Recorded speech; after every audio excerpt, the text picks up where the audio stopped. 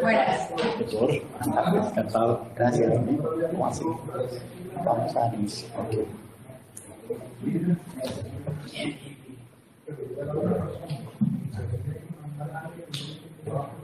Okay.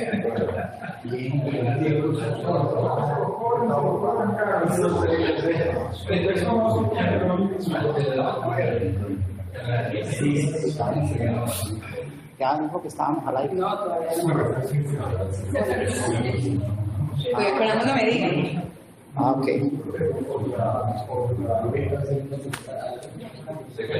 Me avisan.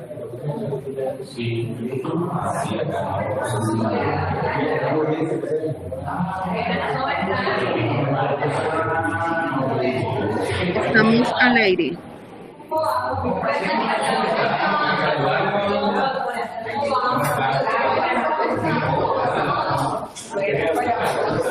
El amigo, qué elegancia.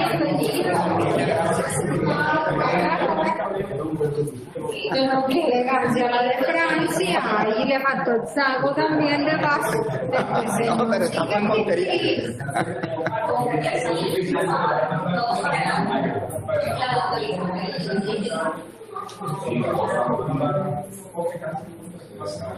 Bueno.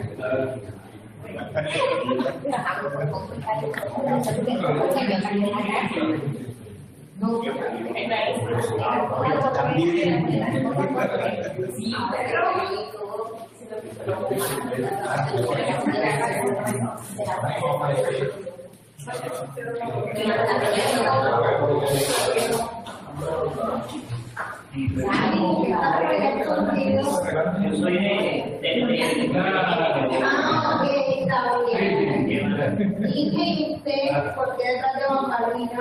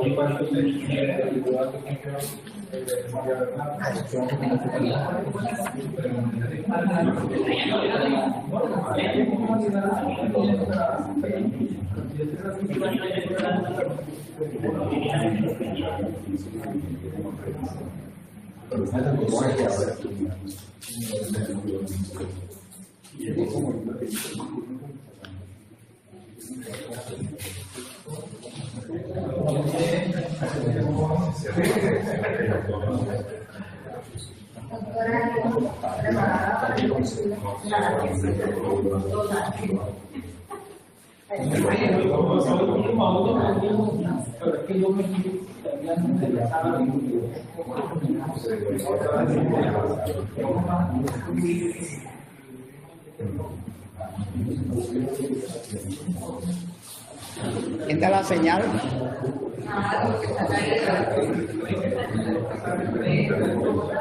Ah.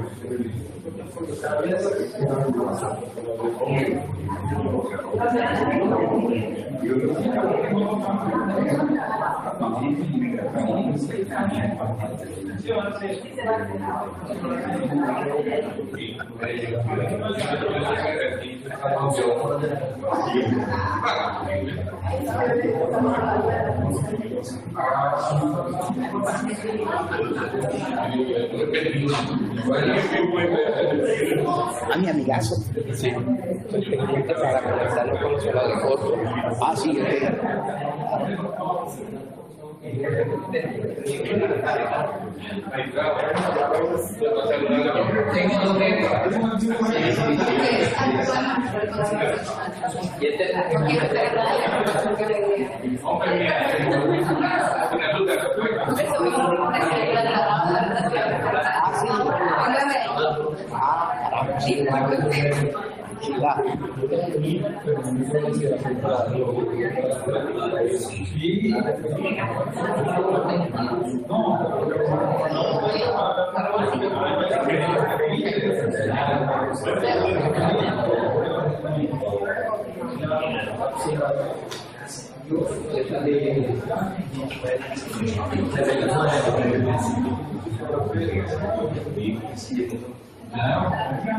Que es imposible y será evaluado. ¿Pueden grabar la reunión? Creo que sí, claro. Están conectados.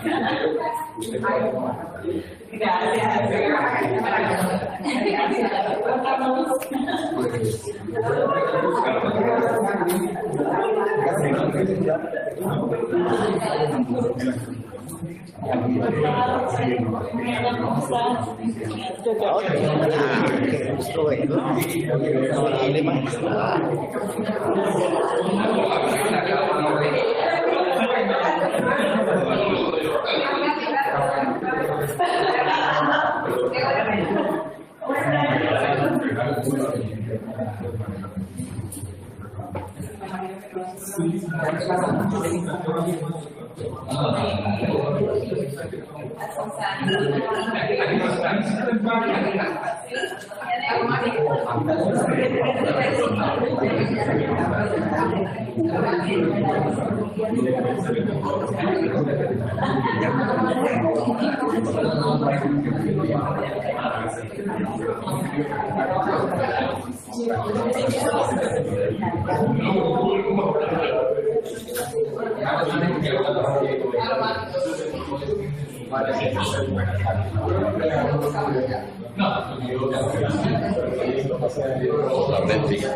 Hola, doctor, qué bien. Hola, doctor. Gusto.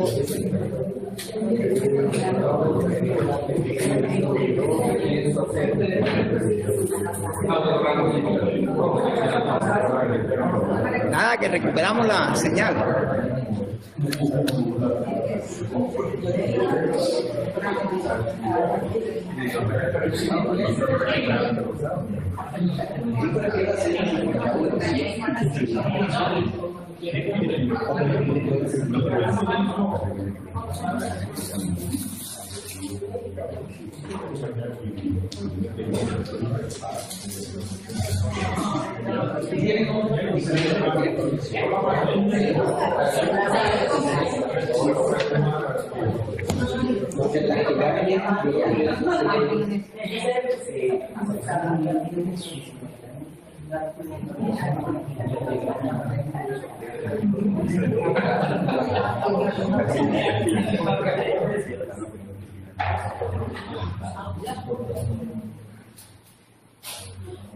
Muy buenas tardes. Buenas tardes.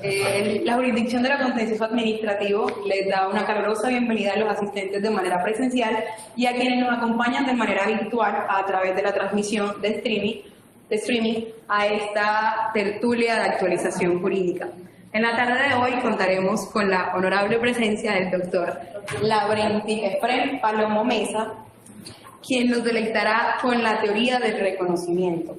El doctor, además, quien es abogado de la Universidad Externado de Colombia y con especialización en Derecho Administrativo de la misma, se desempeñó como juez penal municipal de Tocaima, Cundinamarca y Girardot, Cundinamarca, y juez 11 penal municipal de Bogotá desde 1986 a 1987. Abogado en ejercicio desde 1988 a 1995 en la firma de abogados internacionalistas Caicedo Perdomo y Asociados de Bogotá. Asesor jurídico de entidades públicas y privadas como el Servicio Nacional de Aprendizaje del Instituto Nacional de Radio y Televisión, Empresa Industrial y Comercio de Televisión Audiovisuales, además de la Corporación Autónoma Regional de Cundinamarca, Empresa Área del Caribe y Cargoline LTDA, y en ejercicio profesional con énfasis en Derecho Administrativo y Derecho Penal desde 1990 a 2016. Finalmente, magistrado auxiliar del Consejo Superior de la Judicatura desde 2016 al año 2018 y magistrado seccional del Consejo Superior de la Judicatura de Boyacá y Casanare, Caquetá, La Guajira y Córdoba desde el año 2018 a la fecha. Además, de otro lado, se informa que el presente evento está siendo grabado y será publicado a través del canal de YouTube del Tribunal Administrativo de Córdoba. Los dejo con la participación del doctor. Muchas gracias. Bueno, un saludo cordial a todos y en especial al Tribunal Administrativo de Córdoba por esta invitación. No seré muy largo en la presentación porque tenemos poco tiempo y vamos a tratar un tema de manera informal porque estamos en una tertulia que es supremamente interesante para tener herramientas para comprender de una mejor manera el origen de los conflictos sociales. Sabemos todos que la rama judicial, pues, es una institución que hace parte de un Estado cuya misión es resolver conflictos. La esencia del poder judicial de todo Estado de Derecho es resolver conflictos para un fin más alto, preservar la paz y la armonía entre los ciudadanos. Pues bien, con esta teoría, que muchas veces a medida que la vamos a ir viendo rápidamente, nos vamos a dar cuenta que nosotros la usamos casi que a diario. Pero no sabemos que hay una teoría en la cual está inmersa esas decisiones, esas formas de tratar con el otro, de resolver los conflictos entre familia, entre hermanos, padres e hijos, entre amigos, entre compañeros de trabajo, etcétera, en todas las relaciones extendidas hasta la relación económica, empresarial y de todo orden, subyace algo que trata de explicar por qué en esas relaciones hay conflictos y cómo podemos superarlos. Bien, esta teoría del reconocimiento, yo quiero empezar por señalar que si bien es una teoría que se estructura ya de una manera filosófica y sólida en el siglo XVIII y que la estructura un gran pensador y filósofo alemán, Friedrich Hegel, no obstante tiene sus raíces desde los inicios de la filosofía en Grecia. Y vamos a ver ahora la conexión de dónde toma Hegel esos conceptos anteriores para estructurar su famosa teoría del reconocimiento. Y cómo ha evolucionado de manera veloz, así como evoluciona rápidamente la tecnología, que en los principales años de la historia de la humanidad, la evolución tecnológica fue lenta. En cambio, hay una evolución rápida en la tecnología en los últimos tiempos. Así pasa también con muchas teorías filosóficas. Bien, quiero empezar por señalar o por preguntarnos qué es la teoría del reconocimiento, en qué consiste y de dónde viene eso. Bien. La teoría del reconocimiento tiene su génesis. Y no arranco por decir qué es porque espero llegar allá. En Grecia. Fue Aristóteles el primer filósofo que de una manera seria, tratando de ser científica, trató de explicar la naturaleza del ser humano cuando le preguntaron qué es el hombre. Y él respondió que el hombre es un animal político. Eso nos lo enseñan en secundaria, pero de ahí no pasamos. El hombre es un son político. ¿Qué quiso decir Aristóteles con esto? Ustedes saben que en la edad griega, en la época de Grecia, la organización social estaba conformada en ese estado, en ciudades-estados. Y esas ciudades-estados se llamaban polis. Entre otras cosas, de ahí viene la palabra policía. Cuando él dijo que el hombre era un son político, un animal político, no quiso decir político en el concepto de hoy de hacer política, no. Lo que quiso decir es que el ser humano es por naturaleza un ser social.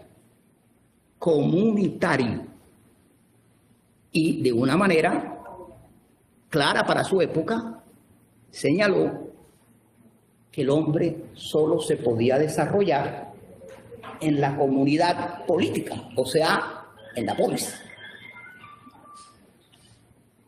Eso quedó ahí y con el transcurrir de los años vino la Edad Media.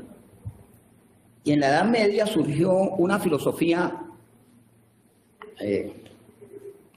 atomística, no atomística, sino atomística, en la que el rumbo de la humanidad tomó una concepción del ser humano atado con el Dios, con un ser superior, con alguien más allá de lo mundano.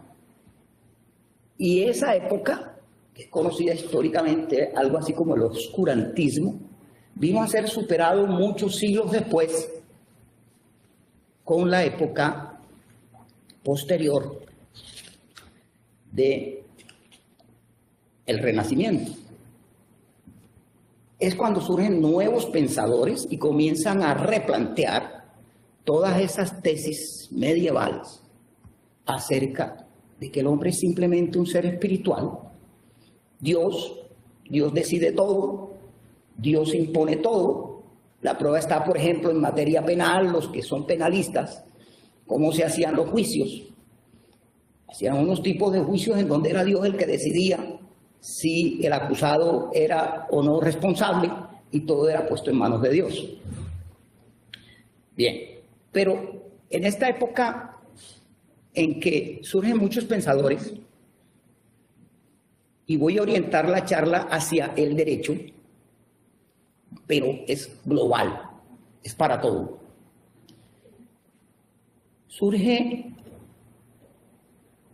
Es uno de esos primeros pensadores que, tomando la tesis aristotélica, fíjense ustedes, planteó o trató de explicar cuál es la naturaleza del ser humano, fue Nicolás Maquiavelo, de quien lo único que sabemos es que es perverso, que dijo la famosa frase, el fin justifica los medios, y a todo el que hace algo premeditadamente le llamamos maquiavélico. Pero el aporte de Maquiavelo a la ciencia política y a la filosofía fue profundo, porque en sus años como secretario de Estado del Principado de Florencia, comenzó a conocer cómo se comportaba la gente en las relaciones de poder. Y llegó a escribir su famosa obra El Príncipe. En ella lo que plantea Maquiavelo, primero fugazmente, es que el hombre o el ser humano procura y vive por un impulso de supervivencia, pero de supervivencia física, de supervivencia material. Y por eso rompe principios, rompe valores frente a la necesidad de esa supervivencia. Y ello lleva, y esto lo dijo Maquiavelo, a que en esas relaciones entre los seres humanos a todo nivel surge una lucha. Y es el primero que menciona por allá la palabra lucha. 100 años después, un pensador inglés, Thomas Hobbes, se interesa en las tesis de Maquiavelo y dice, oiga, este señor como que tiene algo de razón, y avanza un poco más y dice, además de que el hombre busca y lucha por su supervivencia, además lo hace de una manera violenta y atroz, a punto tal que expresó la famosa frase de que el hombre es un lobo para el hombre. Pero ¿cuál es el paso siguiente que da Hobbes respecto de Maquiavelo? Porque entre otras cosas están en dos momentos históricos diferentes, y eso lo voy a mencionar más adelante, porque cuando lleguemos a Hegel, que es un filósofo dialéctico, vamos a entender un poquito qué es la dialéctica. Y Hobbes dice, pero además de que el hombre lucha por su supervivencia, además lo hace por el logro de poder, la consecución del poder. ¿Y el poder para qué? Para mantenerse en unas condiciones tales que garanticen su supervivencia. Frente a eso dijo Hobbes, hay que buscar una fórmula para que no nos destrocemos y cesemos esta lucha perenne, o por lo menos la regulemos. Y es el primero que habla de la necesidad de que los seres humanos hagan un contrato social. El primer contrato social no es de Rousseau. El primer contrato social que plantea como nacimiento de una sociedad y una colectividad necesaria para regular mediante normas esas conductas que procuran la supervivencia del ser humano, el primero que plantea eso es Hobbes, solo que con una base distinta a la que planteó Rousseau.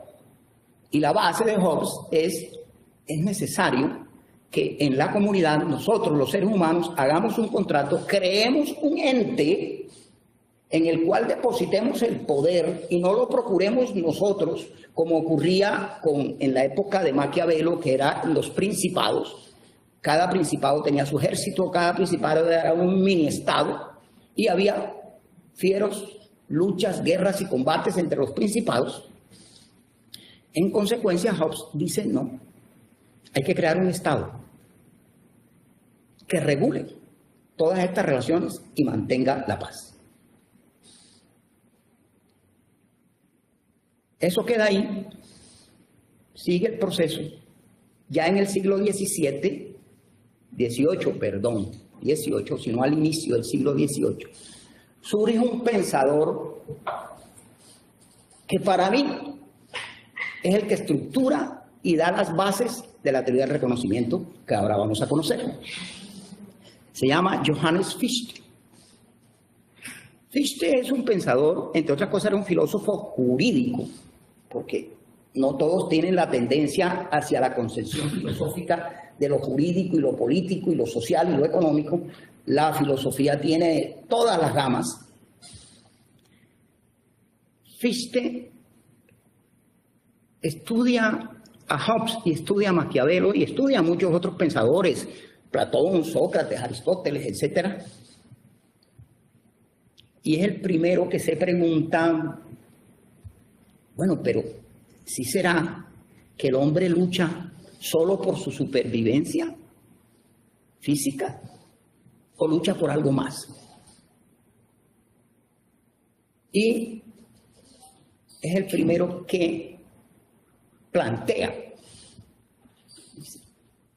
el hombre como ser humano es tan diferente a los demás que razona, que tiene sentimientos, que tiene pasiones, que siente amor, que siente rabia, es decir, que siente una cantidad de cosas, pero que están enmarcadas dentro de lo racional. Entonces Fichte dice, el hombre, además de luchar por la supervivencia física y la supervivencia biológica, lucha por otra cosa. Y es el primero que habla de lucha por su reconocimiento. ¿Qué es el reconocimiento dentro de esta concepción filosófica? Ojo, la palabra reconocimiento, por lo menos en español, tiene 14 acepciones diferentes.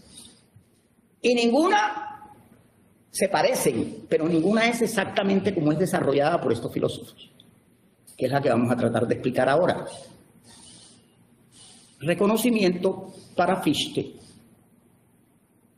es que yo como ser colectivo, partiendo de Aristóteles, como ser que tengo unas necesidades de supervivencia, siguiendo con Maquiavelo y con Hobbes, yo tengo también unas necesidades espirituales, porque soy un ser espiritual. Acuérdense que Hobbes es un iusnaturalista, y en su concepción del derecho natural dice que el hombre por naturaleza siente una serie de cosas que solo hacen parte del espíritu. Entre esos, necesito reconocimiento del otro. Pero el reconocimiento del otro no es, yo te conozco, ahora te reconozco, ya me acuerdo de ti. No.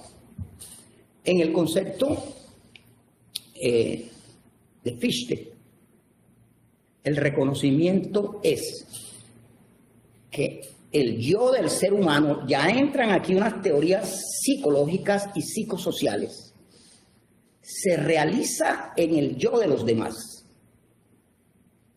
Y el yo de los demás se realizan en el mío.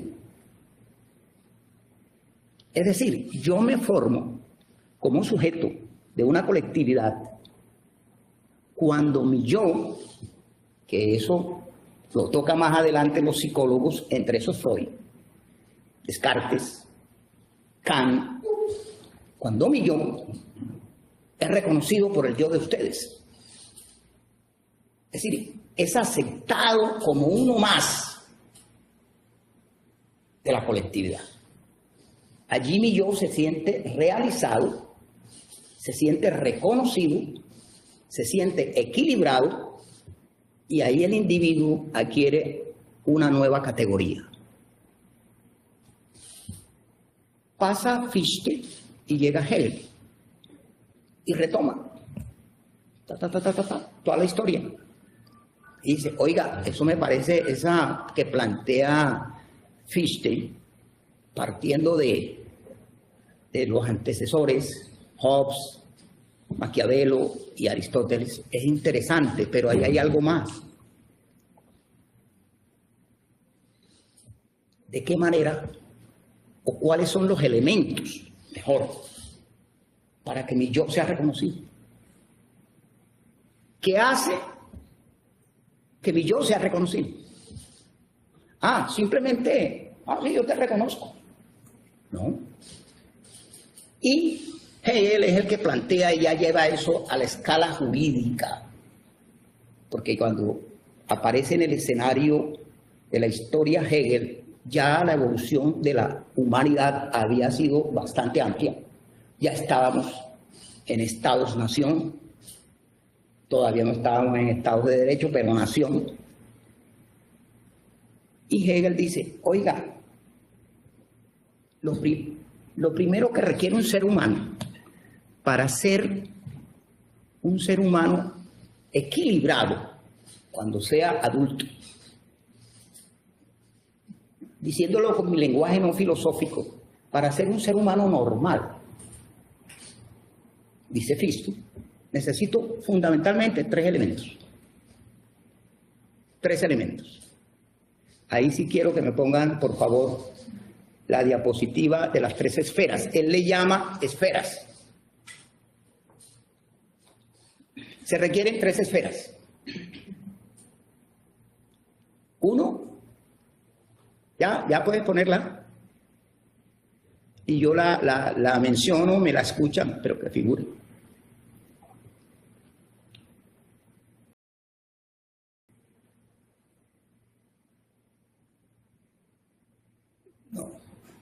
La de las esferas, del reconocimiento. Es decir, para que haya reconocimiento de un ser humano en una sociedad, en una colectividad, Hegel plantea que se requieren la primera esfera y fundamental, básica, dice Hegel, es el amor. Leyendo yo esta parte, esta primera esfera, encuentro que le hallo mucha similitud con la doctrina cristiana, por ejemplo. Porque, si bien es cierto, la doctrina cristiana es una doctrina espiritual, de fe, de creencia religiosa, etc. Esto es una doctrina que pretende, y creo que lo logra en mi particular criterio, ser filosófica, sociológica, antropológica, que son ciencias sociales y del hombre, y que pretenden explicar al hombre, pero de un enfoque no de fe, no de creencia, que eso se respeta, sino de que somos aquí, en la tierra. Entonces dice Hegel que el ser humano necesita 3 cosas para ser reconocido. La primera, el amor. Un ser humano que desde que es concebido no se le brinda amor, porque el amor lleva a un elemento esencial a él. El amor lleva a la protección. Quien siente amor por alguien o por algo o por otro ser vivo o por cualquier cosa, le brota por naturaleza protegerlo. Eso es esencial en el amor. Entonces, dice Hegel, si el ser humano no fuera un ser de amor, la especie se hubiera extinguido. Porque ¿quién protege a un bebé? ¿Quién lo preserva? ¿Quién lo alimenta? Hasta que tenga la forma de ir creciendo e ir poco a poco, él mismo logrando en determinada fase de su existencia ya a tomar el control de su vida y seguir adelante. Por eso dice Hegel, sin este primer elemento, que es el amor, el ser humano, el individuo, el sujeto que hace parte de una comunidad, sin este primer elemento va a crecer en unas condiciones que no le van a permitir vivir en un estado de equilibrio y de normalidad psíquica y psicológica que se requiere para que él se relacione con todos los demás. Entonces este primer derecho, dice él, ¿dónde está? Y por eso le da importancia a un elemento cuando escribe una obra o establece las 3 facetas de la organización social. El primero es la familia, dice Hegel. Porque ahí es donde nace esa primera manifestación que requiere el ser humano para ser estable en su psiquis y en sus emociones. ¿Quién brinda eso? En primer lugar, la familia, padre, madre. Entonces es un primer círculo reducido. Pero Hegel dice que ese círculo se va ampliando. Yo me inventé la idea de cuando uno tira una piedra a un pozo y se forma un primer circulito donde la piedra cae, pero vemos que ese círculo se va como ampliando hasta que se extiende lo que más puede y desaparece. Pues ese primer círculo se amplía en esta esfera del amor, después de la familia, a los seres que los rodean, que es la familia ampliada, el barrio, la comunidad, el colegio, porque allí es donde empiezan sus primeras experiencias de vida y él comienza a interrelacionarse con otros diferentes ya de la familia. Pero en esa relación, si bien es cierto, va a haber ciertos conflictos, pero esos otros individuos están inmersos dentro de esas mismas condiciones, es decir, de amor en sus familias, lo más probable es que la relación entre ellos, sea una relación armoniosa, de amor también. Surge entonces la segunda institución, el colegio o las escuelas. ¿A qué se amplía eso? A la ciudad. ¿A qué se amplía eso? A la región. ¿A qué se amplía eso? A un estado. Entonces este segundo elemento que hace parte de la primera esfera es esencial también para que el ser humano como individuo, pero como ser social que es, realice su naturaleza, la desarrolle y la consolide en medio de esas condiciones que son las propicias para que él sea humano. El segundo elemento que plantea Hegel necesario para el reconocimiento es el derecho, porque cuando la época de Hegel ya el derecho estaba desarrollado, ya había estados, y dice, mire, además de que el individuo de la especie humana es reconocido por su familia, por su grupo, por su colegio, por el deporte, por las instituciones, incluso se me quedaba por fuera las iglesias que van al culto, etc. Es necesario que el individuo sea reconocido como sujeto de derechos. Porque si no es sujeto de derechos, no hace parte. No hace parte. ¿Y cuáles son esos derechos? Empecemos por el primero, que todos ustedes lo saben como administradores de justicia. El derecho a la vida. Obviamente concomitante con el derecho a la vida, el derecho a la salud, el derecho a la educación. Eso está en la Constitución, artículo 44. Cuando yo leo ese artículo, ahí veo clarito el segundo elemento de la teoría del reconocimiento. El derecho al esparcimiento, el derecho a la vivienda, el derecho a todo lo que nosotros necesitamos en nuestra vida de relaciones. Porque un sujeto o un individuo de la comunidad que no esté cobijado por el derecho, ¿en qué condición está? Excluido. Aquí está el derecho. La esfera, la segunda, es que no se alcanza a ver bien, por favor, amplíala. Solamente me muestra en la prueba salió toda, doctor Raúl, ingeniero Raúl.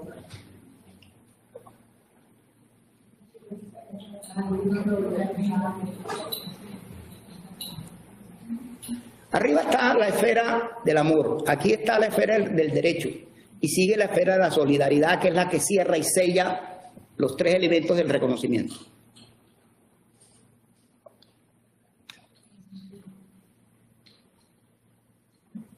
Ahora sí.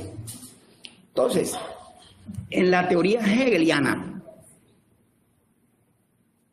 que es el que construye estos tres esferas para que haya reconocimiento, tenemos primero que debe haber amor, segundo que debe haber inclusión o reconocimiento como sujeto de derechos.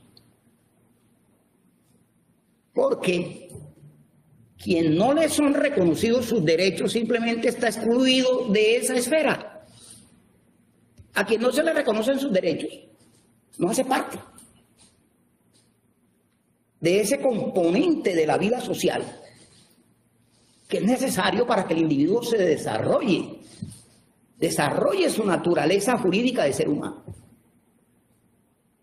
Y por eso la estructura que Hegel plantea de lo que es el derecho tiene unas particularidades que eso solito da para una conferencia. Pero sigamos, la solidaridad, esta fue la que más dificultad me produjo en entender la esfera de la solidaridad, porque lo primero que uno piensa es solidaridad, hay que ser solidario con el otro cuando el otro está en una situación de desgracia, ¿no? Vamos a ser solidarios, vamos a ayudarlo, vamos a hacer una recolecta, de pronto que se le murió un pariente o la mamá. No, no es esa la solidaridad a la que se refiere este concepto filosófico de esfera de reconocimiento. La solidaridad a que se refiere esto la expresan con una frase en alemán que me tocó llamar a Alemania para que me la dijeran cómo se expresa. Ankern. Yo en español lo decía Anakernum. Así se escribe, porque nosotros en nuestro idioma decimos como leemos. ¿Qué es el Ankern? Es el encontrar en cada individuo, identificar en cada individuo cuál es su valor particular, que es diferente a cada quien, pero cada quien tiene un valor particular que es positivo y le da un aporte positivo a la comunidad. Cuando no se da eso, el ser humano se desdibuja. Yo no lo diría con un término coloquial, se desinfla de que no le están viendo sus virtudes o sus capacidades. Lo que siente es que es anulado. Yo pondría un ejemplo. Cuando yo estaba en estos estudios fue la época en que James jugaba en el Real Madrid y no lo ponían a jugar porque el señor francés, ¿cómo se llama? Zinedine Zidane, no, lo que sea, le parecía que no tenía la altura para estar en ese equipo. Entonces James lo que hizo fue que se puso a rumbear, se engordó, no entrenaba y le cayeron todos los periodistas deportivos. Pero ¿cómo pretende James que lo pongan a jugar si no hace sino rumbear? O sea, invirtieron, no conocen esta teoría.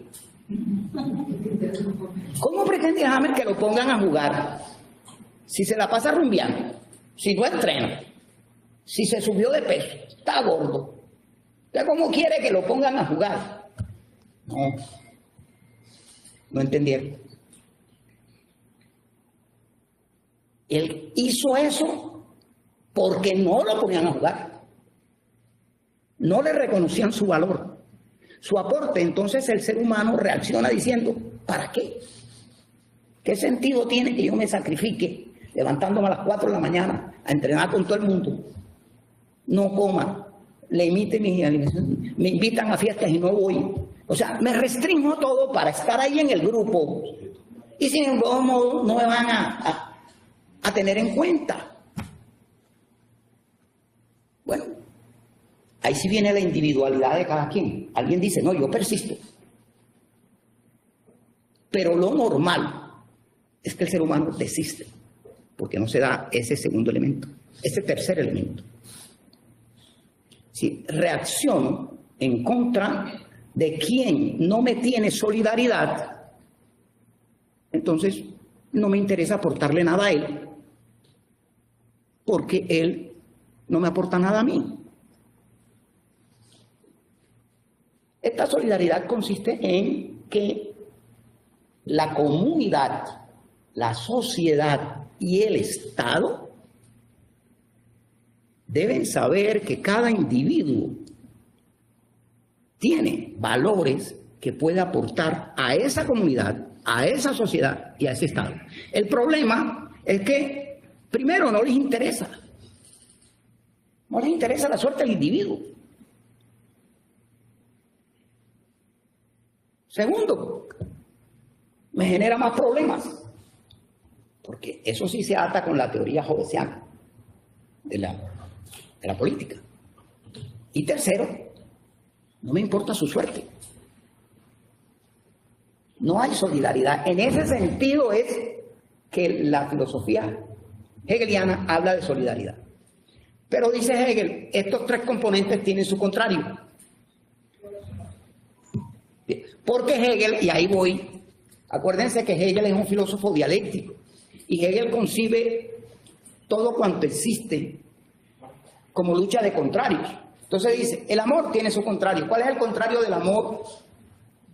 Generalmente uno diría el odio. No, filosóficamente no es el odio. Lo contrario del amor es el desprecio. ¿Pero el desprecio en qué sentido?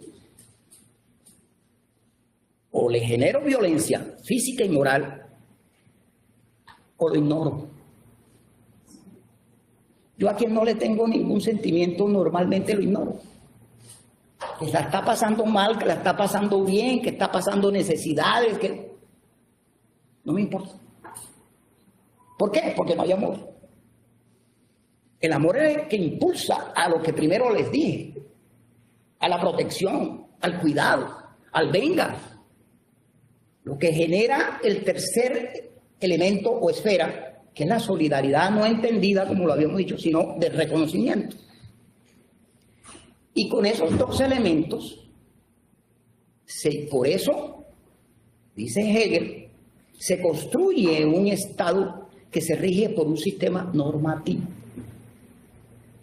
Y ese sistema normativo, que es el derecho, debe procurar que contenga como protección a cada sujeto en particular lo primero y lo tercero.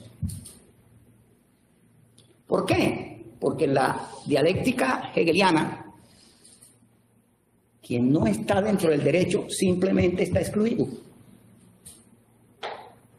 A quien no se le da el derecho a vivir dignamente, a la educación, a la salud, está excluido del sistema y de la estructura del derecho, así de simple.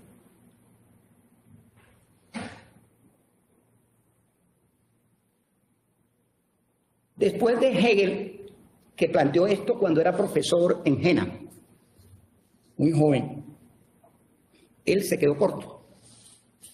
Y vinieron otros pensadores posteriores, ya a finales del siglo XIX, principios del XX, que siguieron con esta idea de desarrollar la teoría del reconocimiento.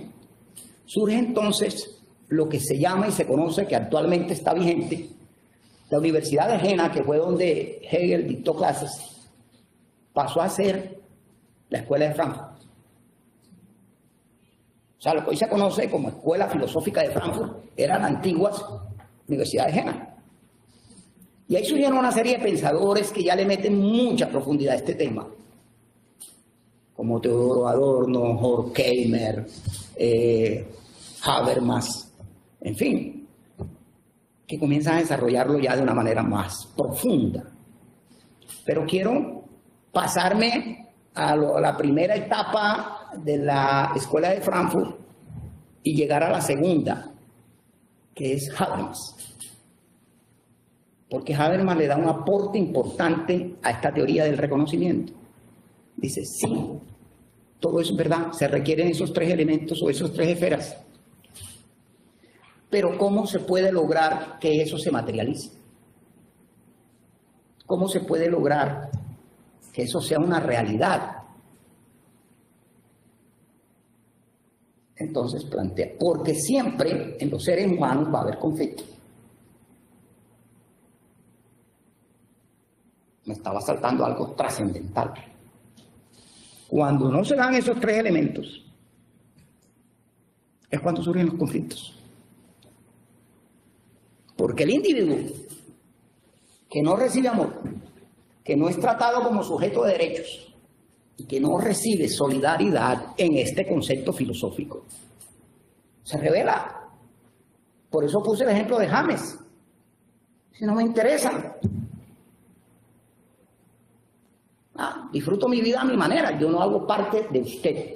Porque aquí surge en esta esfera del reconocimiento el sentido de pertenencia. Y yo no agredo a lo que yo pertenezco, porque yo tengo sentimientos correlativos con eso que me han dado ellos.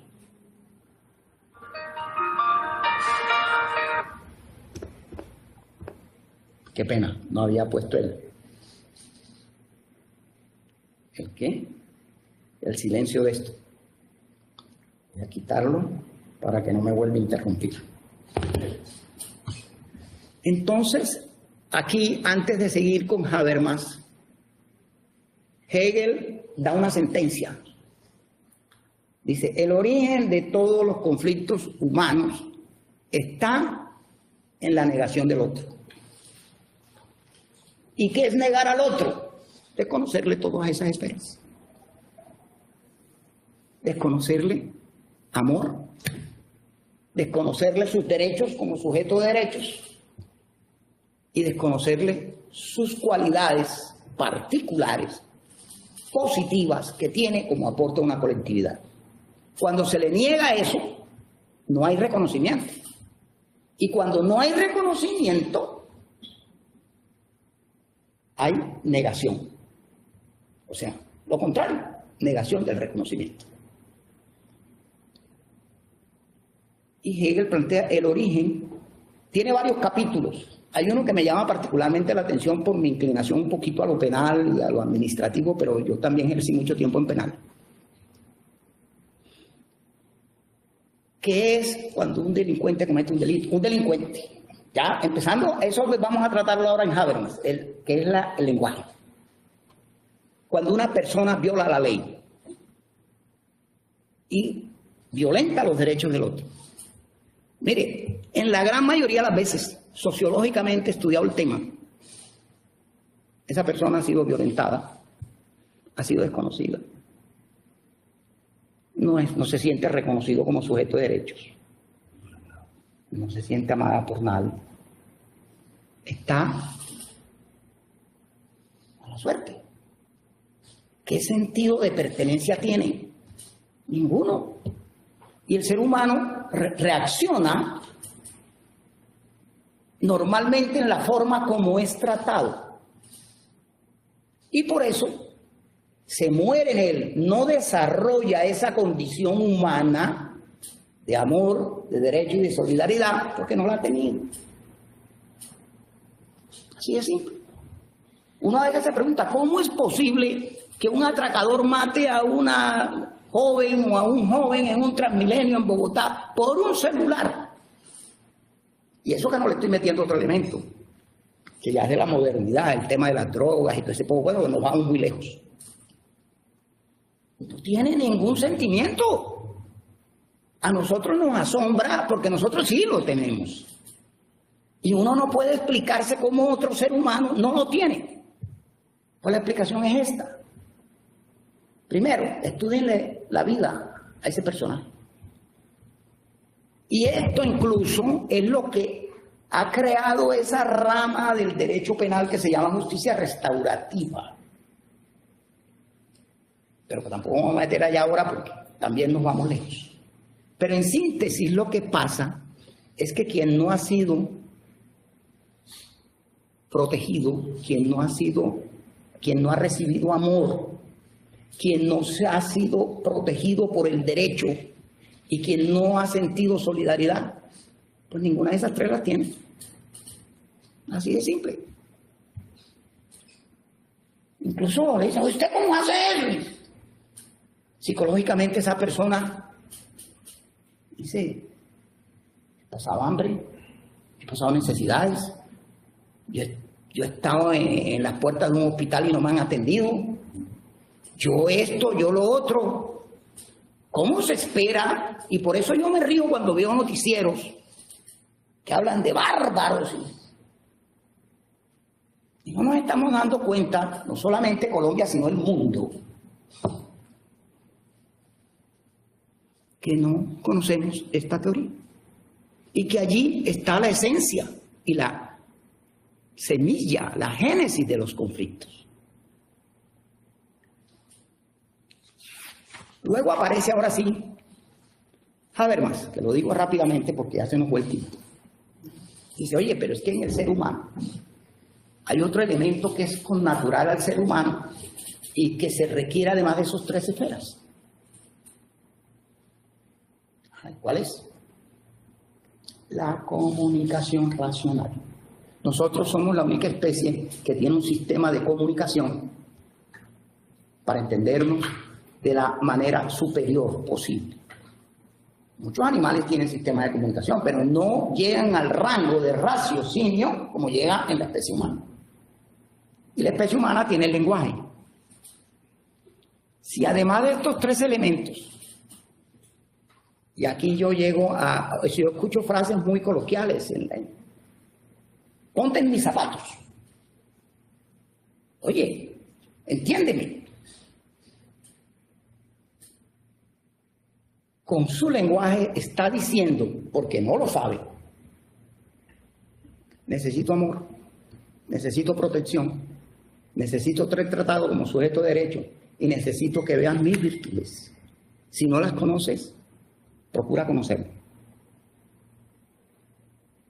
El lenguaje entonces es un elemento que introduce Habermas a esta relación en una obra que se llama Teoría de la Acción Comunicativa. ¿Qué rol y papel juega el lenguaje en la vida social de los individuos? ¿Y qué dice Habermas? Es el arma más potente que hay. Más que una bomba atómica, Porque usted con el lenguaje puede remachar esto, es decir, herir, ofender, despreciar. El lenguaje que no es solamente el lenguaje del léxico, sino también el gesticular. Cuando tú miras a una persona así como... La reacción de cada individuo que lo miran así es diferente, de acuerdo con además su estatus. Porque si tú eres un magistrado, dices, este tonto que se cree. Pero si tú eres una persona humilde, dice, ¿por qué me mira así? Se siente lastimado. Y más si le dices ya de manera expresiva, usted es un torpe, usted es un estúpido, usted es un imbécil, usted sí piensa.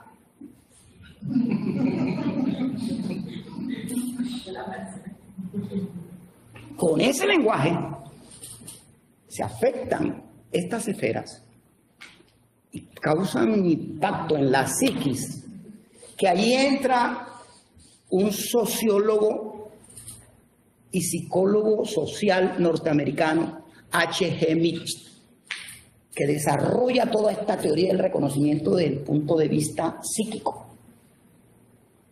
Pero que nos quedaríamos aquí también mucho tiempo, pero se los menciono. Porque Mich es el que, tomando la teoría hegeliana, dice cómo impacta en cada individuo el lenguaje. Pero usted con un lenguaje moderado, amable, comprensivo, pacífico, usted consigue lo contrario, apaciguar al otro. Y no se trata, ojo, que es que a veces se confunden muchas cosas con ser cobarde o con ser complaciente. No, se trata con el cuarto elemento esencial y que le da un toque final a esta teoría, y es, bueno, y entonces, ¿por qué lucha el ser humano? Por favor, la diapositiva del libro de Honneth. No, la otra, esa. Después de Habermas, Honneth es un filósofo actual, está vivo. Habermas también. Se considera de la tercera generación de la Escuela de Frankfurt, que retoma todo esto y escribe una obra. Esa obra, por favor, devuélvela. La del libro. La pasada, esa. Déjamela ahí quieta.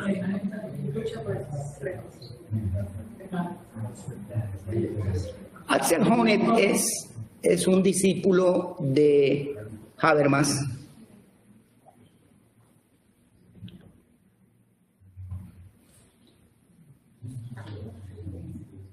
Que retomando todo lo que hemos dicho aquí, dice, esa etapa de que el ser humano lucha solo por sus condiciones de existencia, por su supervivencia biológica y natural,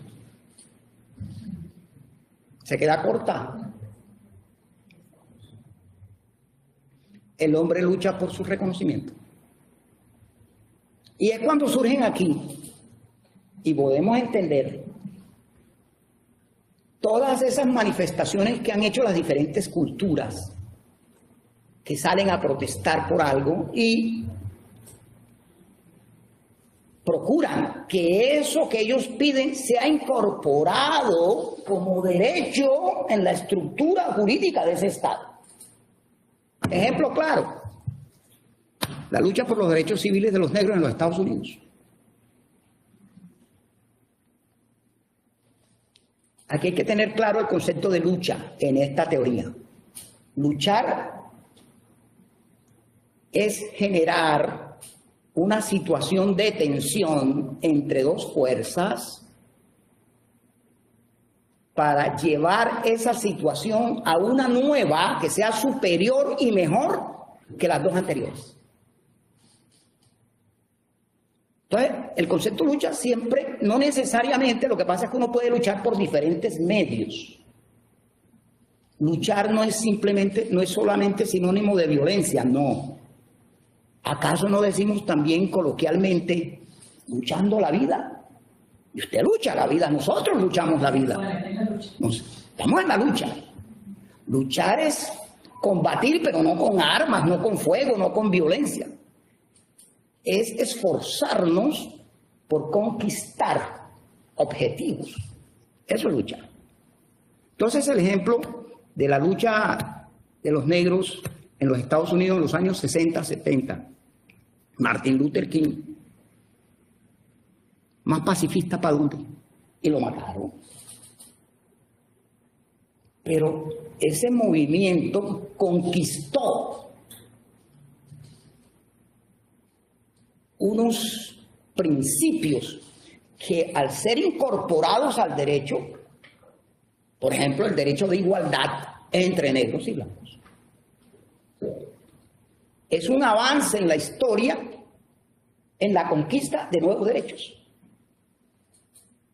Porque siempre habrá lucha por derechos por aquellos que consideran que se deben reconocer como derechos. Por eso surgen los movimientos ambientalistas, surgen los movimientos de protección de animales, surgen los movimientos por los derechos y la igualdad de género, surgen los movimientos por los derechos de los que tienen otra orientación sexual diferente a la tradicional. O sea, lo que en determinado momento histórico era considerado y negado, ya está siendo reconocido. Y ahí va el avance. Se va ampliando el círculo de reconocimiento a nuevos derechos que van surgiendo, entre esos los económicos. Pero eso ha sido un tema bastante complejo, porque de esta teoría y de esta tesis marxista, hegeliana, es que Marx saca su teoría, pero para aplicarla al tema económico, que ya es otro tema. Pero nace de acá la lucha de contrarios, fuerzas contrarias. Entonces, quedándonos aquí en la teoría del reconocimiento, Axel Honneth, discípulo de Habermas, desarrolla más el tema de que el hombre lucha en verdad por su reconocimiento, pero además le agrega un elemento que para mí es fascinante y todos lo vivimos. Dice, y dentro de ese reconocimiento, el top de la lucha del ser humano es la dignidad. Dignidad. Por eso vemos, por ejemplo, en ciertos casos, en donde la persona incluso dice, sí, claro, todavía atado a ciertos rezagos históricos por la supervivencia, entonces pedimos indemnizaciones, dinero, etcétera. Pero hay algo que nos convoca a tratar de que se nos reconozca, y es nuestra dignidad. Pueda que no me dé nada. Hay gente que dice, mire, yo no quiero una indemnización. Y dentro de ese concepto surge un elemento que está de moda ahora en el derecho, es el concepto de verdad. Porque la verdad es esencial para restaurar la dignidad. Ha cogido mucho vuelo en el derecho contemporáneo. Verdad, primer elemento. Justicia, elemento integrador de la esfera del derecho. Reparación, que es distinta a la que estamos nosotros acostumbrados, que asociamos reparación con indemnización. En esta teoría, reparar no es indemnizar, no es una cuestión monetaria, económica. Reparar es reconstruir lo más cercano posible a ese individuo en unas condiciones espirituales semejantes a las que tenía antes de ser afectado o lesionado. Esa ese concepto de reparación hace tránsito a un nuevo modelo de justicia que se llama justicia restaurativa y dice, mire, a mí no me pague, pero dígame la verdad. ¿Qué pasó conmigo? ¿O usted por qué mató a mi hermano? ¿O usted por qué mató a mi madre? A un juez penal, eso es lo que menos le interesa. Pues sí, la norma dice motivos del delito, pero es una cuestión formal. Pero ya ahí dice, venga acá, ¿usted por qué hizo eso? ¿Por qué escogió a esa persona? No, la mala suerte iba pasando. Bueno, ya eso es una verdad. ¿Y por qué lo hizo? Porque estaba necesitado, etcétera. Bueno, ya por lo menos la persona cuando conoce la verdad descansa, se alivia. Y la mejor manera de repararlo es diciéndole, mire, no tenía motivos para hacerlo. O sí los tenía, pero no eran éticos, no eran morales. Pero es que yo estaba en estas condiciones. Que eso lo trata el derecho de un punto de vista técnico. Condiciones de reducción de la pena. Pero no entra a la parte esencial humanística. Y ese elemento de verdad es fundamentalmente derivado de la teoría del reconocimiento. Yo les quiero hacer un ejercicio de 50 segundos.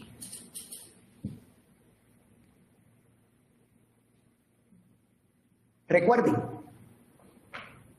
yo sé que a todos nos ha pasado.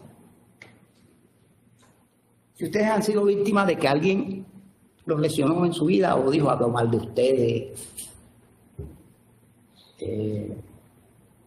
no sé, realizó una conducta contra ustedes y ustedes saben quién la hizo o no saben, pero quisieran saber.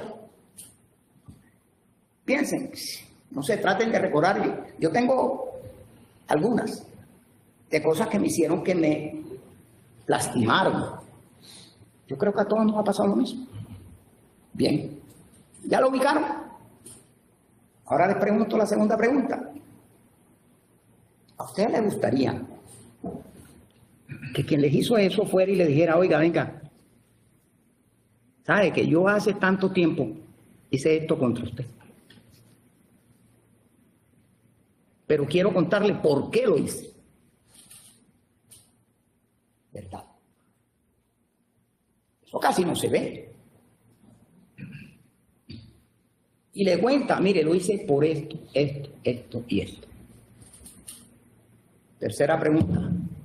Y después que esa persona le confiesa a usted que fue ella, que le sabe que se le hizo ese daño, que lo afectó, que lo lesionó, que lo lastimó, y le cuenta su verdad, la de él, de por qué lo hizo, esa persona viene y le dice, oye, después de tantos años o de tanto tiempo, yo me siento mal. Te cuento esto porque quiero que me perdones. Les dejo ahí la pregunta. ¿Ustedes lo harían o no lo harían? Muchos dicen, depende. No. La persona que hizo el daño, afectó, confiesa que lo hizo, da las razones reales de por qué lo hizo y luego pide perdón. No es fácil. ¿Nosotros perdonamos pero no pedir el perdón? No, es que eso es lo que en el lenguaje... ¿Qué? La persona lo va a conceder. Sí, además, Perdona. advierto una cosa. Sí, ante ese hecho. A mí me ocurrió una vez, yo reconocí, porque a veces uno tiene comportamientos que no es con intención de causar daño y la otra persona se siente agredida.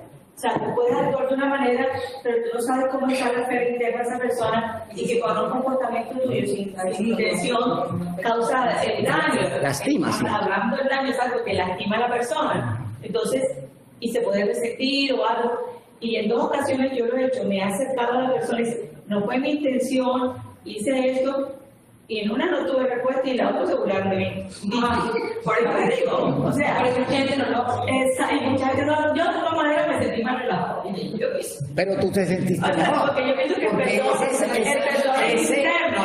Ese era el ejercicio siguiente que les iba a hacer. Ahora, Es un proceso también. piensen ustedes si ustedes alguna vez intencionalmente hicieron algo malo contra alguien. ¿No han sentido en algún momento de su vida la gana de decir, oye, me siento un poquito mal, yo quisiera ir donde esa persona, pero no voy porque de pronto no sé con qué me va a salir, de pronto me manda para la M o de pronto se burla de mí, etcétera? Pero no lo sienten en algún momento que uno le ha hecho un daño a una persona, como el deseo de ir. O sea, a mí me causó, no me molestó, al contrario, yo pobrecito. O sea, me dio fue que lástima que no entendió. Ahora voy a explicar por qué esas diferentes reacciones. La verdad Pero- es uno de los elementos que ayuda al perdón, pero por sí solo muchas veces no va a ser suficiente. Exactamente. Porque es que hay que ver quién te atacó, qué tanto amor le tenías tú a esa persona que te dañó. Exacto. Si era una persona indiferente para ti o era una persona de la que tú pensabas lo peor, poco te importa. Pero si una persona de tus entrañas te hace, entonces, pero seguramente es un elemento necesario, pero no suficiente para iniciar el proceso, dependiendo de la intensidad del daño. O si un tipo llega después de 5 años que no es para decir que él fue el que mató a tu mamá, que él te la desconectó y no sé qué, tu primero de los dolores. No puede haber una reacción. Pero sí, exactamente, estoy hablando de la manera. Pero arranca el proceso. Pero ustedes confirman, con esas observaciones, fíjense que ustedes confirman algo de la teoría. ¿Sabe qué confirman de la teoría? Que esto no es una ciencia exacta, porque es una ciencia social. Aquí 2 más 2 no son 4. Ni son las matemáticas ni los cálculos que hizo Einstein para descubrir o encontrar la teoría de la relatividad. Eso es matemático, es así siempre, siempre. En ciencias sociales, los resultados no son matemáticos. O depende. ¿Y por qué entonces entran aquí a jugar un rol y un papel muchos otros factores? Por eso que tú dices. Eso no es así que venga yo y le cuento, pues yo les puedo reaccionar violentamente. Eso tiene un proceso de preparación para poder llegar a la fase final, que es la reconciliación. Y elemento esencial para eso, para que eso se dé, la voluntad. Porque aquí entra otro elemento de la filosofía, bastante complejo, del ser humano, que es la voluntad. Pero eso también nos llevaría a otra tertulia. Bueno, ahora, y para rematar con esto, ¿cómo opera esto en el derecho? Que es lo que a nosotros nos concierne.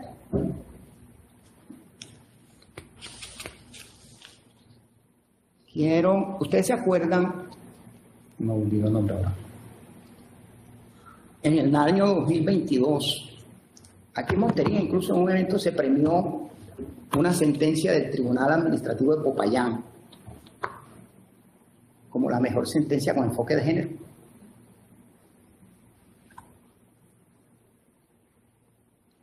Ese magistrado lo que aplicó ahí fue la teoría de reconocimiento para fallar.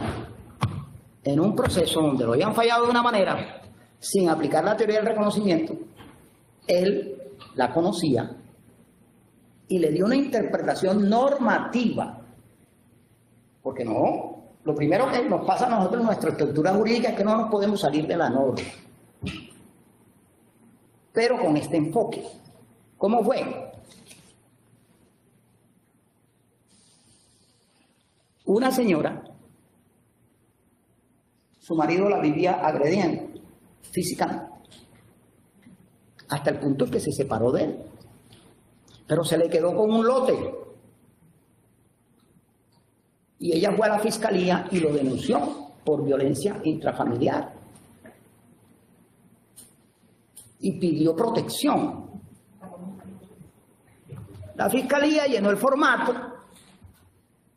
y lo que hizo es que ofició a la policía de allá del pueblo donde ella vivía, diciéndole, mire, suministren una protección a la señora tal que dice que su marido la agrede, y ya. El marido se enteró que ella lo había denunciado,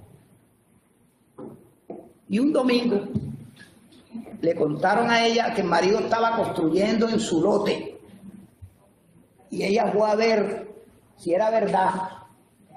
El tipo le sale con un machete y la levantó a machete, casi la mata, pues lo iban a matar. Le dio 14 machetazos, se salvó de vaina. Una incapacidad de 90 días, etcétera, etcétera. Entonces ella demandó administrativamente a la fiscalía y a la policía porque no le pusieron atención a su denuncia.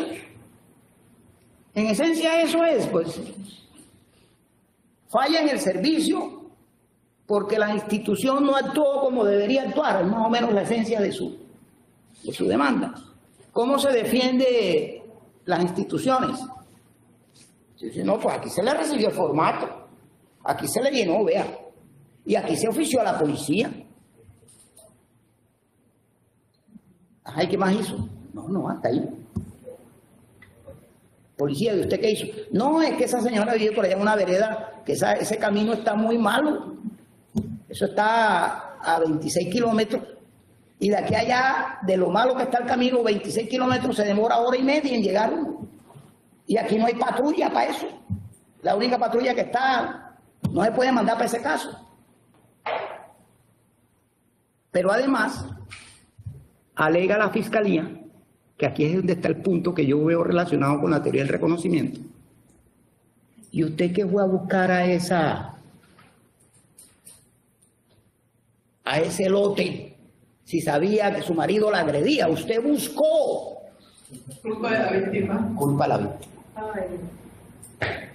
Y exoneró al Estado con la tesis peregrina de que fue ella la que fue a buscar su propio peligro sabiendo que ya la había agredido. Y entonces ella quería que no fuera ni siquiera a verificar nada. O sea, el magistrado del Tribunal de Popayán en segunda instancia dice, no, mire, es que su labor tiene que ser eficaz y efectiva. Y le cito unas normas. Además existen estos convenios del Estado colombiano de Derecho Internacional de Protección a la Mujer. Ustedes en su labor la aplicaron. Y fuera de eso, no contento con no protegerla, ahora la revictimiza diciéndole que ella es la culpable porque fue a buscar su propia muerte sabiendo que el tipo le iba a agredir y entonces fue allá, como quien dice, a metérsele al lote a ver qué era lo que estaba haciendo. Y cuando desarrolla el magistrado las razones, la verdad que encantado. Yo dije, con razón se ganó yo también se la doy. Porque expone, dice, mire, lo primero que hay que hacer con un individuo es verlo como sujeto de derechos. Ya la parte esa inicial del amor y la familia, ya eso pasó. Pero ya es un sujeto que tiene que estar en protección del Estado. Además, una mujer que está siendo agredida por su expareja por su condición de mujer. Porque nosotros hacemos parte de una cultura, de un enfoque patriarcal, en donde el que tiene en su cabeza los derechos patrimoniales de la familia es el hombre. Todavía estábamos allá en el siglo XIX. Y el enfoque que le dio la sentencia de primera instancia es ese enfoque antiguo, superado, que se quedó a la saga de la evolución del derecho internacional y de los derechos humanos, y por consiguiente no aplicó al caso la actualidad normativa vigente que debió aplicar. Por consiguiente, revocó, condenó al Estado y le fijó obviamente una indemnización pecuniaria, porque además vienen todos esos demás conceptos que los honorables administrativistas conocen, como daño de relación, que todo eso ha cambiado, ella quedó desfigurada, todos esos conceptos que se incluyen ahora, y nada de eso tuvo en cuenta la primera instancia. Y el enfoque que le dio es, no señor, esta es una señora como el primer ciudadano del país, que debe ser protegida y atendida por el Estado, en el cual ella confía, razón por la cual voy a poner la denuncia. Y le salen con eso, con que usted que se va a meter allá a la casa del otro. Un total desconocimiento de la segunda esfera, sujeto de derecho. ¿Y qué implica eso? El desconocimiento de una cualquiera de esas esferas es negación del otro, exclusión, de la que habla Hegel. Por eso entiende uno que la Constitución señala que en la rama judicial está la garantía de la paz, porque somos los llamados a resolver los conflictos. ¿Pero de qué manera? Ceñidos estrictamente a la ley formal, a la ley positiva. Entonces, cuando entran todas esas escuelas del derecho, Kelsen, los nuevos estos, Dworkin y Hart, que se enfocan es en la parte técnica de que es un principio, de que es una norma, de que es una regla, de que sí, todo eso está muy bien y hay que saberlo. Pero la parte esencial que compete a ¿para qué todo eso? ¿Para qué toda esa estructura normativa y jurídica? ¿Cuál es el fin último? Sino proveer justicia. Proveer justicia. Ese es el fin último. Entonces entra en conflicto las teorías clásicas, que todavía arrastramos incluso del derecho romano. ¿Ustedes se acuerdan de esa famosa frase de que dura lex es lex? Dura es la ley, pero es la ley. Oiga, y si eso no corresponde a un concepto de reconocimiento, ¿usted la aplica? Ahora tenemos otros problemas que son reales. Lo que pasa es que aquí, y en casi todos los países del mundo, los únicos que pueden cambiar las tesis y las teorías y las cosas son las altas cortes, porque si lo hace un juez, entonces prevarica. Pero para eso tenemos unos principios constitucionales en nuestro país que ya le han quitado peso a eso, como son los principios de transparencia, de argumentación, que permiten que un juez se aparte con base en esos principios, incluso de decisiones jurisprudenciales anteriores, y sentar una posición siempre y cuando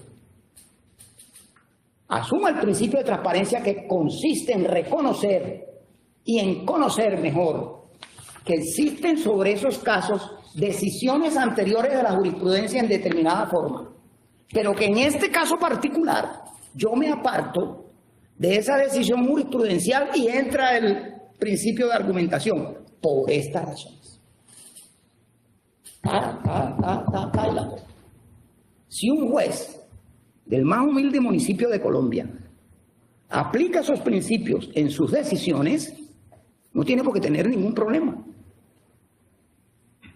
Porque estamos acostumbrados, y más ahora con la tecnología, ¿cómo se dice? Del copy-paste y el corte y pegue. Entonces yo incluso a mis auxiliares, cuando me presentan un caso complicado que me toca atender, lo primero que les digo, ¿y usted qué opina?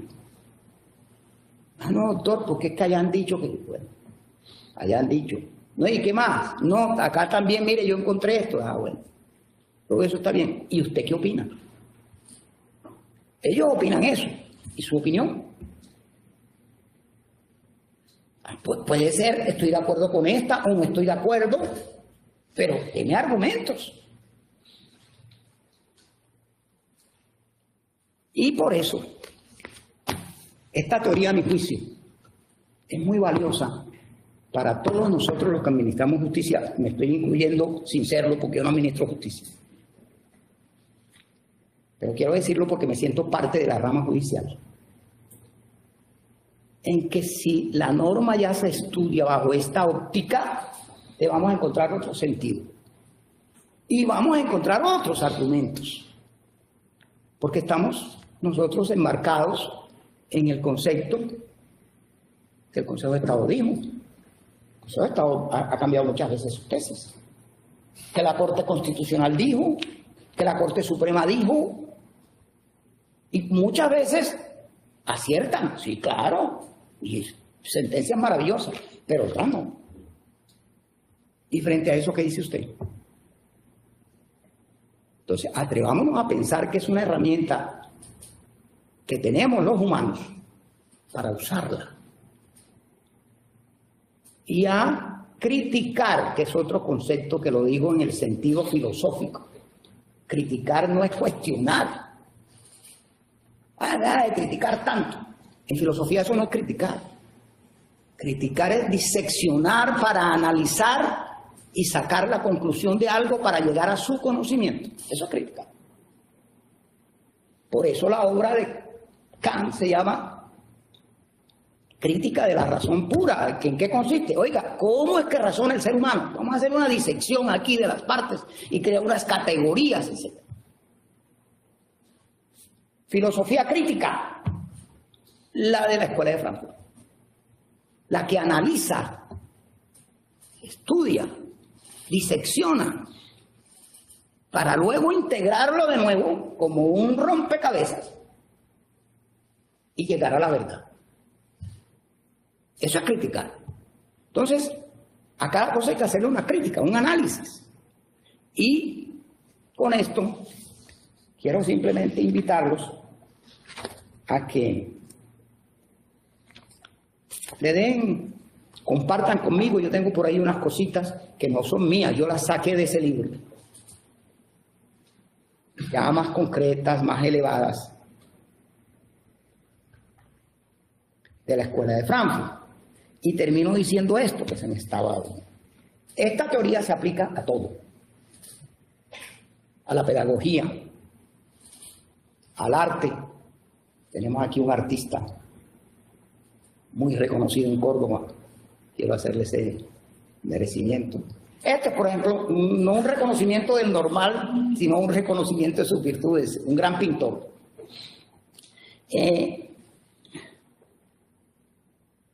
Esta teoría ha tenido varios enfoques. Un enfoque hacia la educación. ¿Quién la desarrolló? Teodoro Adorno.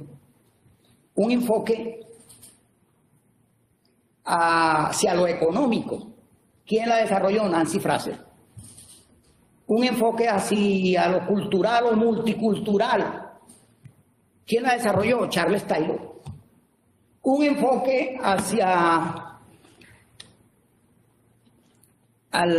lo centrado entre el intersubjetivismo, que es para mí la base de todo. ¿Quién la desarrolló? Alfred Honneth. Todos ellos se reúnen y son la cúpula del pensamiento contemporáneo de la teoría del reconocimiento y siguen produciendo, están vivos. Entonces los invito a que conozcamos un poquito esto porque con ello podemos entender mejor a los teóricos del derecho que nos hablan de la norma, el efecto de la norma y los principios y la regla, etc. Entonces, quiero concluir con eso e invitarlos a conocer más un poquito a fondo la teoría del reconocimiento. No, yo quisiera decir algo que por eso deberíamos estar tranquilos de que la inteligencia artificial no va a desplazar nunca al ser humano al momento de emitir un fallo. No toqué eso y les confieso que pensé tocarlo, pero se me fue tan largo. Porque la inteligencia artificial lo que hace es responder a información que nosotros los humanos le damos. Él aplica una fórmula y saca una conclusión que según esa fórmula debe ser la correcta.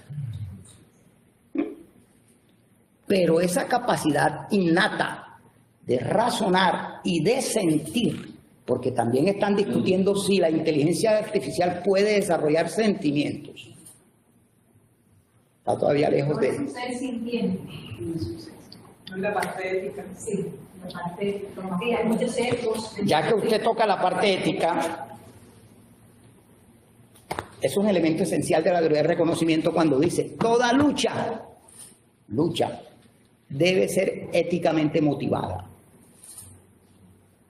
Luchas que no estén éticamente motivadas son luchas que además de deber, como Kant, están destinadas a fracasar. Pueda que se superpongan y se mantengan un tiempo, pero cuando se conquistan antivalores, ha pasado en muchas sociedades. El ejemplo del siglo pasado es el nazismo. Eso a la postre termina derrumbándose como un castillo de naipes porque no es éticamente motivado. Y una cultura, un país, una nación que no luche por valores éticamente motivados está destinada al fracaso. Lo que salva a toda cultura, japonesa, francesa, inglesa, colombiana, argentina, chilena, africana, es algo que tiene una trazabilidad para todas ellas, y es que sus luchas y sus conquistas deben ser éticas y deben ser con motivaciones de generar el bien, de generar felicidad y de generar prosperidad. Todo lo que vaya en contra de eso va en contra de la esencia misma del ser humano, y eso lo plantea la teoría del reconocimiento. Es que plantea tantas cosas que a mí me gustaría haber tenido más tiempo. La llevo Una segunda parte. Son varias partes. pero por lo menos yo creo que es un abreboca para que conozcamos esta teoría del reconocimiento, y que se aplicó, de hecho, en muchos conflictos. En el apartheid de Sudáfrica, entre Mandela y Leclerc, ahí se aplicó la teoría del reconocimiento. En Ruanda se aplicó la teoría del reconocimiento. Pámense. Me puse por casualidad a leer el libro del presidente Santos, el expresidente Juan Manuel Santos, en Mi batalla por la paz, y negoció con base en la teoría del reconocimiento. Claro que ellos se ponen líneas rojas, pero les reconozco otras cosas. ¿Cuál fue el inicio del acuerdo de paz? Hay algo que no negociamos con ustedes, le dijo el gobierno. Si quieren negociamos, pero eso no. ¿Qué? El modelo económico. Ese no lo cambiamos. Bueno, pero hay algo que también nosotros nos los conceden, no cambiamos ese modelo económico, o de no negociamos, dice la FARC. ¿Cuál? Que haya reforma agraria. Eso se puede hacer dentro del modelo económico. Y si uno lee el acuerdo de paz colombiano, el encabezado dice que de acuerdo con la Constitución colombiana, ya, con eso está diciendo, ustedes se someten al Estado. Y no nos van a cambiar la Constitución ni la estructura fundamental, constitucional y jurídica de Colombia. Y no va a cambiar. Por eso uno cuando oye en los noticieros que entregaron la FARC, yo no soy santista ni nada de eso, yo no me meto en eso. ¿Cuál entregaron? Si lo primero que ellos renunciaron fue a cambiar el modelo. ¿Y qué pretendían con su lucha armada? Pues cambiar el modelo. Pero les reconozco que ustedes tienen derecho a incorporarse a nuestro sistema jurídico. Ojo, ustedes van a ingresar acá, no nosotros allá. Con nuestras reglas, con nuestra constitución, con nuestros códigos, a cambio de que dejen las armas. Que ahí entra Habermas, el lenguaje. El texto original decía, a cambio de que entreguen las armas. Ya esa palabrita generó un debate de 2 meses. No, es que nosotros no vamos a entregar las armas. Fíjense cómo, porque eso es una traición a nuestra lucha revolucionaria. No las vamos a entregar. Ah, bueno, ¿y entonces cómo hacemos? Pucha, pero usted tiene que dejar de combatir con las armas. Bueno, eso sí, pero dejarlas no. Bueno. Ah, pero si ustedes se quedan con las armas, ¿qué garantías hay? Bueno, sí, las vamos a entregar, pero que no se diga entregar. Hasta que lograron, yo no sé cómo decir. Comunicación racional, dejaron dejación ya. Dejación de armas. Ahí está actuando la teoría habermasianas de la acción comunicativa. Usted como utiliza el lenguaje, usted logra resultados. Allí. Entonces, leyéndome yo ese librito, lo tengo súper rayado. Aquí lo aplicó. No, aplicó teoría de reconocimiento. Y le puede uno transcribir, miren con lo que negociaron aquí, cómo se quedó y cuál fue el debate y la cosa. Entonces esto le da a uno muchas herramientas para entender muchas cosas. La vida misma, las relaciones personales, como inicié, con la familia, con la esposa, con los amigos, con el grupo, con el club, con el mundo al que pertenezco, la rama judicial, los tribunales, los jueces, etc. Esto se aplica en todo. Y todo eso lleva a algo que también es esencial, que es anejo a la dignidad. Pues sin eso no hay dignidad. Y es el respeto al otro, al pensamiento del otro, siempre y cuando el otro lo use en términos habermasianos. Porque si se utiliza, que es lo que uno ve aquí, en términos salvajes, incluso sin argumentación alguna, en donde yo lo tildo a usted de esto y usted me tilda a mí de lo otro. Primero, eso no es ninguna argumentación. Arguménteme que mi postura está equivocada y deme unas razones, pero no con agresiones verbales. Con agresiones verbales no se argumenta. Y por eso la teoría del reconocimiento es fundamental. Y se aplicó, entre otras cosas, olvidé decirlos, después de los juicios de Nuremberg, de la Segunda Guerra Mundial, y que llevó a que esos tribunales internacionales no juzgaran a la mayoría de los oficiales del ejército alemán, sino a la cúpula.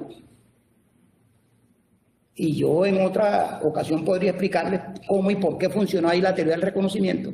Porque si no, el problema nunca se soluciona. Para llegar a un acuerdo, tiene que ser primero mediante el lenguaje. Segundo, como se dice en filosofía, que estemos en el mismo plano de inmanencia. Que eso nos pasa a diario. Muchas veces no estamos de acuerdo en la discusión y de pronto al final nos damos cuenta que estamos de acuerdo. ¿Por qué? Porque hablamos en planos de inmanencia diferentes, pero estamos hablando de lo mismo. ¿Qué significa eso? Yo pondré, se me viene a la cabeza un ejemplo. Yo estoy hablando de fútbol, soccer, estoy llamando el fútbol de nuestro, que ahora es lo que más se ve. Y usted es inglesa y comenzamos a hablar de fútbol, o voy a poner un nombre porque pues, yo estoy rompiendo aquí la regla. Entonces digo yo, mira, en el fútbol no se puede hacer tal jugada. Y me dices tú, no, claro que no, claro que sí se puede. No, que no, y arrancamos la discusión. Que no conoce las reglas, que sí las conozco.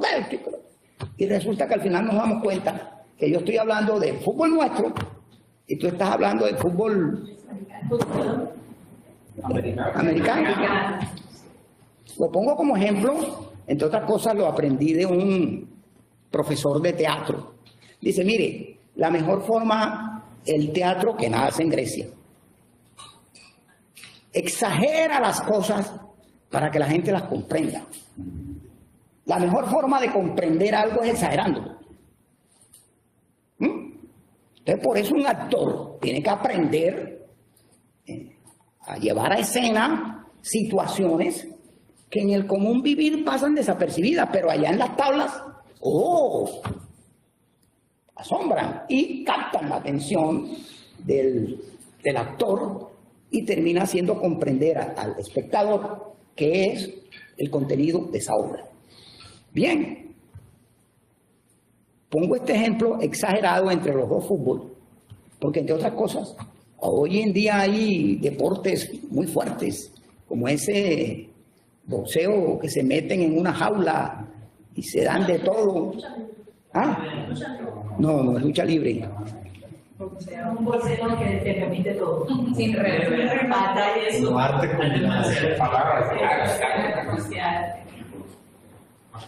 Eso, resucitaron los gladiadores.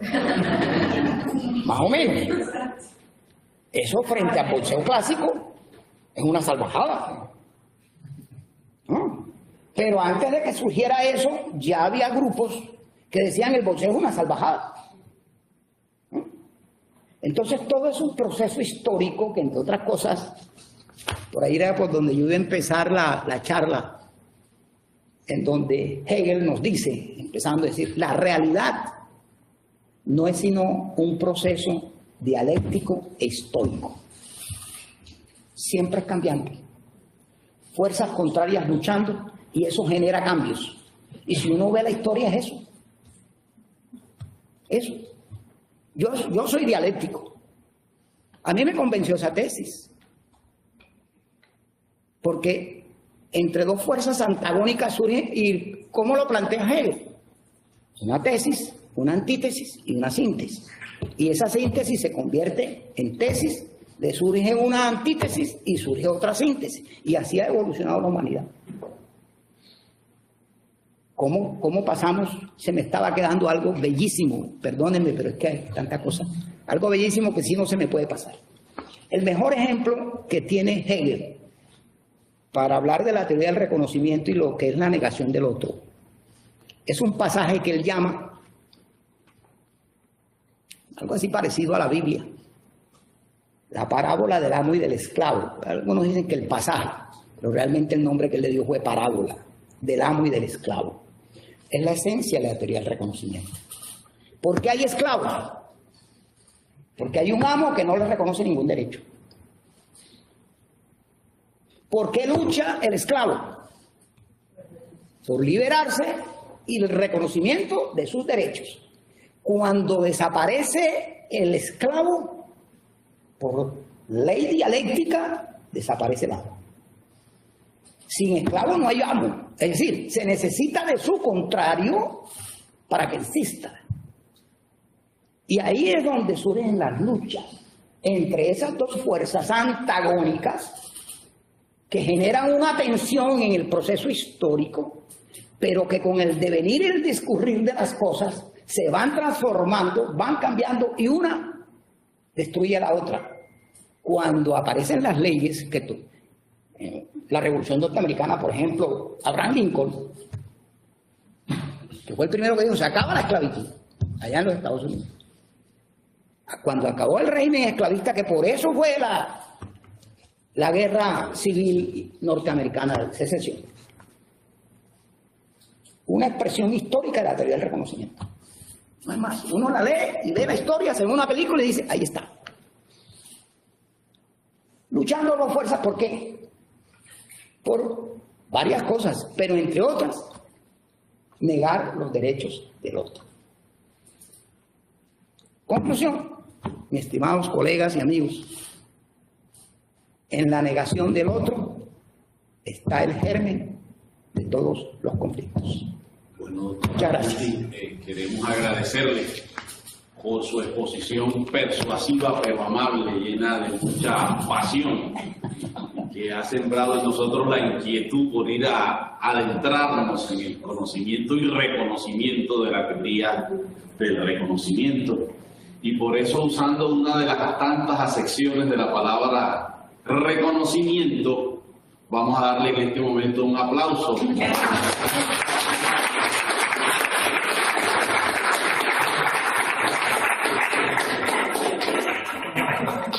Me siento complacido de que hayan participado conmigo en esto y después ya charlamos con un café o en diferentes... Como gestora, doctora Nadia, de estas tertulias. Gracias, doctora Nadia. Vean, no le di el reconocimiento de que fue usted quien me invitó a dictar esta charla, quien se interesó cuando en una intervención que hizo en el Palacio de Justicia este doctor Alto, que vino de la Comisión de Disciplina, y dictó una conferencia que era pura teoría del reconocimiento. Cuando me la acerqué y le dije, oiga, doctor, ¿usted conoce la teoría del reconocimiento? ¿La qué? ¿La teoría del... No la he oído. Yo le dije, bueno, todo lo que usted dijo ahí es teoría de reconocimiento. Muchas gracias. Bueno, gracias a usted. Muchas gracias a todos. La idea es hacerlo periódicamente estas tertulias. Invitamos a los magistrados de la Corporación de los Abogados Litigantes que están aquí a que cuando cualquier tema libre que nos enriquezca, a eso les